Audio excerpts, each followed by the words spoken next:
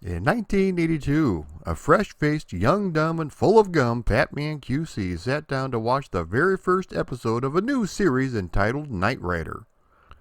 The series follows the exploits of Michael Knight, who along with his high-tech mouth on wheels known as KITT, travels the country doing his best to stamp out crime and injustice everywhere. This isn't just any talking car though. This is a highly advanced, self-aware machine that doesn't take any guff off anybody. Next to the 1966 Batmobile, there wasn't a cooler car around. For my 10-year-old self, this show had it all. Who is Tat and how does he factor into our story? What science fiction classic inspired the red beams on the front of KITT? So drive as fast as you can and hit the turbo boost because this is the history of Knight Rider. The year is 1981 and producer Glenn Larson is looking to create his next hit TV show. He had already developed other properties such as The $6 Million Man, Battlestar Galactica, Fall Guy, and Magnum P.I. One big inspiration for the new show would be the Lone Ranger, but instead of a faithful sidekick by the name of Tonto, he wanted the main hero's sidekick to be a futuristic car that was self-aware. The Lone Ranger would drift across the plains righting wrongs with his faithful ally Tonto by his side, similar to what Michael Knight does with KITT. Mr. Larson wrote the pilot script in 10 days, which NBC approved and immediately greenlit the pilot. Soon the network interference began with such peculiar notes as the car shouldn't talk, the car should talk but have a female voice, and that David Hasselhoff was not handsome enough to be a leading man. Thankfully, Mr. Larson stuck to his guns. The series ran from 1982 until 1986 for a grand total of 90 episodes. The series revolves around Michael Long, who was an undercover police detective that was brutally shot. He is rescued by billionaire Wilton Knight, who gives Michael plastic surgery and also a brand new last name of Knight. Michael is selected by Wilton to be the primary field agent in the Foundation for Law and Government, or FLAG for short. Michael's partner in all of this is the Knight Industries 2000, or KITT for short, which is a technologically advanced, heavily modified Pontiac Firebird Trans Am that is also self-aware. Aiding him in his mission is the spokesperson for FLAG, Devin, who provides mission details to both Michael and KITT. For seasons 1, 3, and 4, we have Bonnie, who is the chief technician for KITT and sometimes romantic tension for Michael. When the second season rolled around, Bonnie was out and April was in as the primary chief technician for KITT. Long before he was running along the beach and eating cheeseburgers off the floor, David Hasselhoff portrayed the title character of Michael Knight. The voice of KITT was provided by William Daniels, who was best known for his role on the TV show Saint Elsewhere. When Mr. Larson wrote the script, he had one voice in mind for the role of KITT, and that was Daniels. Initially, they had wanted him to attempt a robot voice for KITT, but he felt this was unnatural. He decided to use his own natural speaking voice, feeling this would give a more human side to the beloved car. Bonnie was portrayed by Patricia McPherson until she was unceremoniously fired after the first season. Hasselhoff and Larson were both instrumental in bringing her back for seasons 3 and 4. She was replaced in the second season by Rebecca Holden, who would portray KITT's other chief technician, April. Devin was played by Edward Mulhare, and we have the narrator, which was actually Wilton Knight, played by Richard Basehart. He only appeared in the pilot episode, but his voice was used in the intro and outro. Daniels and Hasselhoff never even met each other until the Christmas party 6 months after the show started filming. As I mentioned, KITT was a heavily modified Pontiac Firebird Trans Am, which supposedly the first 2 production models off the line went straight to Universal for the making of the series. A total of 23 Trans Ams were used in the series, along with various models and miniatures. The primary filming car, otherwise known as the hero car, was the only one that had the intricate dashboard used for close-ups. Growing up, I was infatuated with the dashboard of KITT and all of his wonderful gadgets. The problem was, we didn't have a VCR at the time, so I wasn't able to pause the screen to get a better look. Thankfully, with the series release on DVD and other streaming platforms, we now have a crystal clear picture and we're able to see exactly what was on KITT's dashboard. The original name of KITT was TAT, or Trans Am 2000.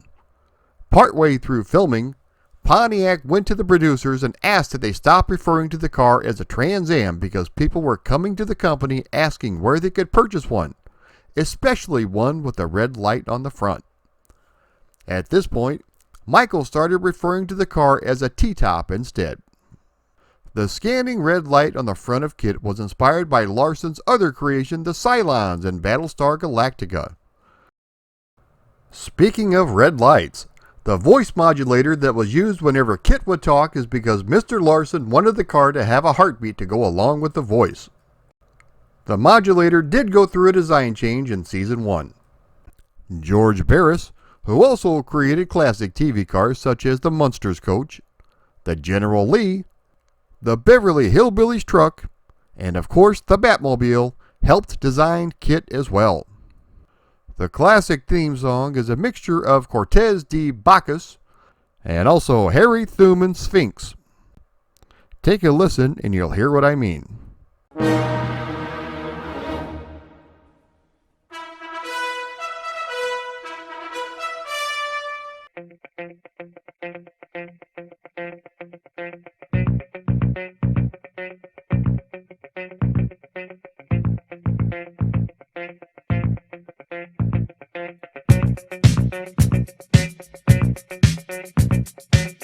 There are a lot of good episodes, but my favorite would have to be Trust Doesn't Rust, in which the world is introduced to an evil version of KITT by the name of Car, or Night Automated Roving Robot.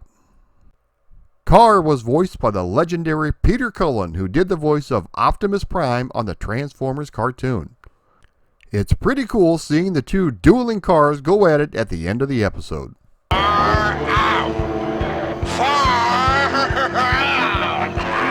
It's a miracle. I detect numerous purveyors of food. Please tell me where you wish to go. How about the 3 rings? Another episode that, while not quite as good as the previous one, is Goliath, in which Wilton Knight's estranged son, Garth Knight, is played by an evil mustachioed David Hasselhoff. As the series progressed, KITT started getting more and more gadgets, including Super Pursuit Mode, in which the producers have said was added just to increase viewer interest. The show was a ratings hit from the get-go and actually had the pilot episode shown 3 times during the first season. After these messages, we'll be right back. KITT here was designed to do the impossible. And I do. But wait till you see this.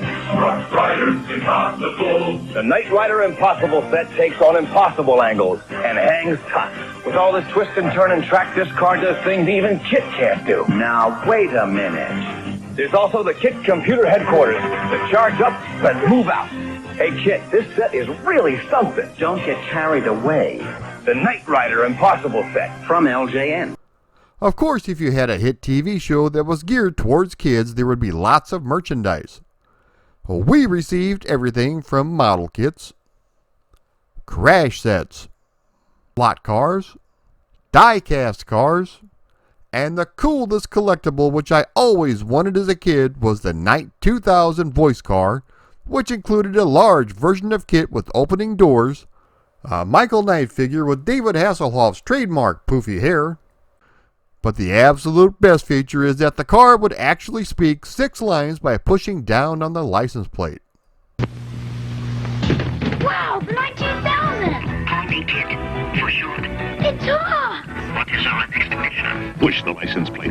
Knight 2000 voice car says 6 different things. Sequence may vary, batteries not included. And it comes with a Michael Knight action figure. Scanner indicates danger ahead. KITT, save me! Hurry!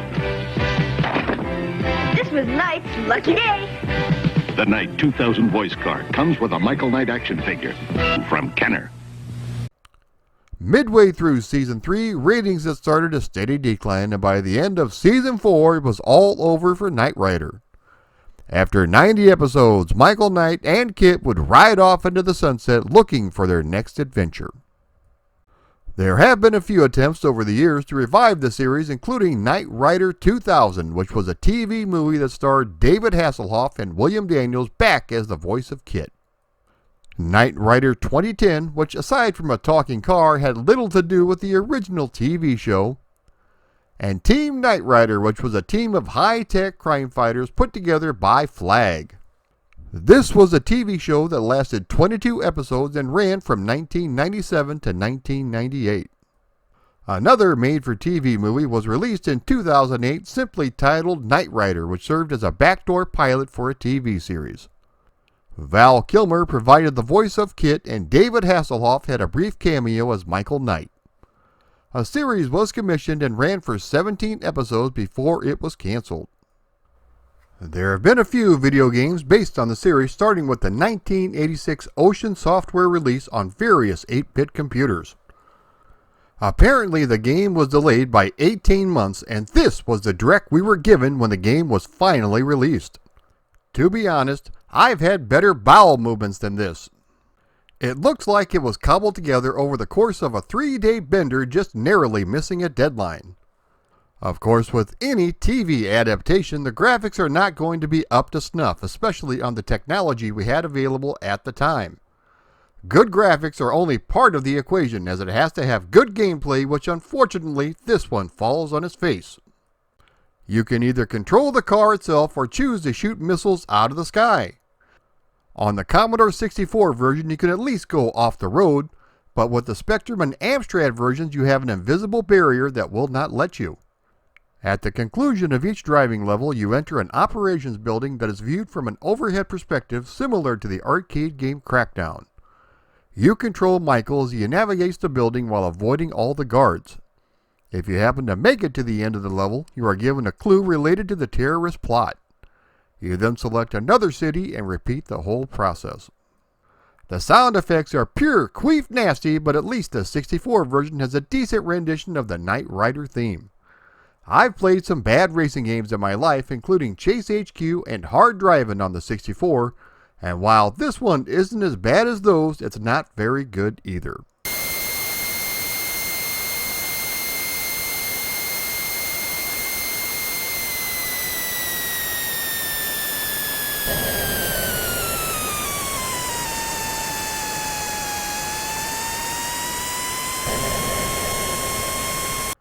The NES version is the one most people are familiar with, and it's really not too bad.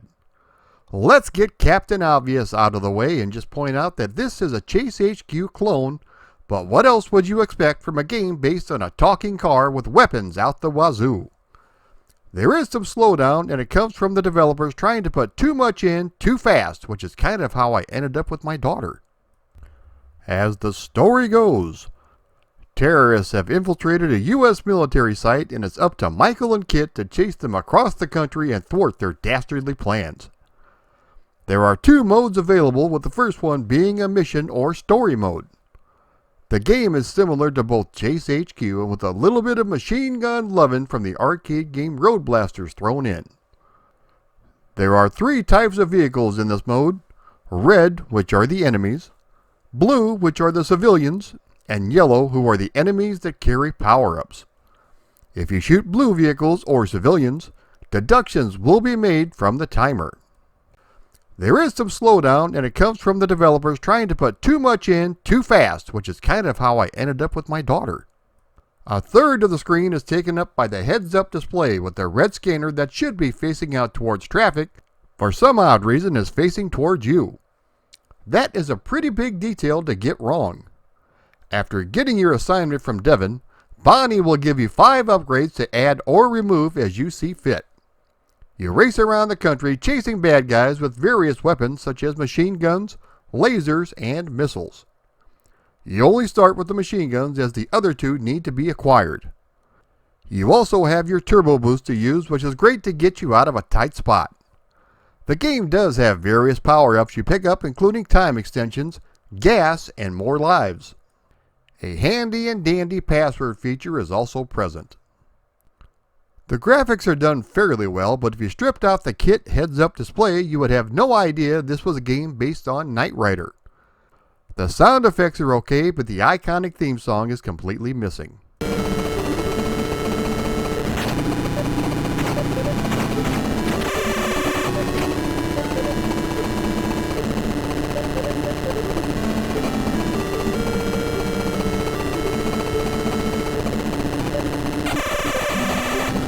Knight Rider Special was released for the PC Engine in Japan, and it seems like an enhanced version of the NES title. This is even more so a straightforward Chase HQ clone, but with better graphics, sounds, and playability. We do get some pretty good scaling effects with the road and all the curbside objects. Unlike the first-person view found in the NES version, this one features a third-person perspective very similar to Outrun and, surprise, surprise, Chase HQ. Aside from the various jet fighters and other cars that are armed with rear guns, your biggest enemy is the clock, but thankfully there are checkpoints that you can reach. You are only given 60 seconds to go from area to area. You are geared up with a pair of machine guns and also the trusty but perhaps rusty turbo boost function. As the game progresses, you earn upgrades to add to KITT's overall abilities and defenses. There are some nice jingles while we play, and even the iconic theme song at the start of each game. The gameplay is good with nice, tight, responsive controls over your car. Overall, it's a fun little game, and I enjoyed this much more than the NES version. It's just too bad that the digitized samples they use for KITT's voice are in Japanese.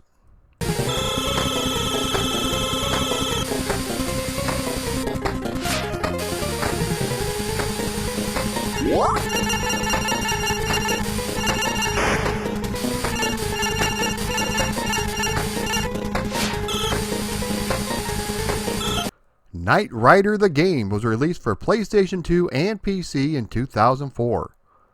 A lot of people gave this game grief when it was released, but if you are a die-hard fan of the TV series and racing games, then you will look past the faults and love what's there. No, the game isn't perfect, and yes, the game is a bit buggy.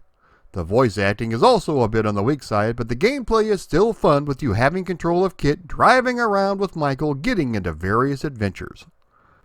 The game is a definite love letter to the mythology of Knight Rider, including characters such as Bonnie, Devon, Carr, and also the true son of Wilson Knight, Garth Knight, used throughout its storyline. Speaking of the voice acting, unfortunately, sound-alikes were used as David Hasselhoff nor William Daniels were involved in the project. The person they hired for KITT does a very good job at imitating him. The controls on the car itself are pretty good, with you having the standard turbo boost as an option. It's a fairly long game as well, lasting just over a couple of hours. It does get repetitive, but it's still fun to play in my opinion. This was never released in North America. A sequel was released a couple of years later.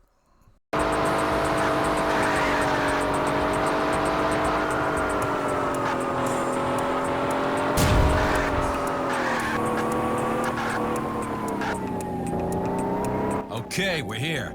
Let's scan for clues. Scan initiated. Scan. Even modern video gamers can get a little bit of that KITT lovin', such as the fan-made Knight Rider mod for Grand Theft Auto V. This mod proved to be so popular that Rocksteady ended up releasing a fully licensed model for Grand Theft Auto Online. The car was also a DLC add-on for the game Rocket League. Knight Rider is high on my list when it comes to nostalgic TV shows from my youth. As I mentioned, the show had it all. The cool lead hero who just so happens to be a German pop star, a cool high-tech car, and plenty of action to boot. Not to mention all those wonderful toys that we had to play with while watching it on TV. If you've never had a chance to check out this classic TV show, be sure and give it a shot. You'll be glad you did. If you enjoyed this video, be sure to like, share, comment, and subscribe. Also, if you would like to support me on Patreon, please click the link below. Thank you all so much for watching.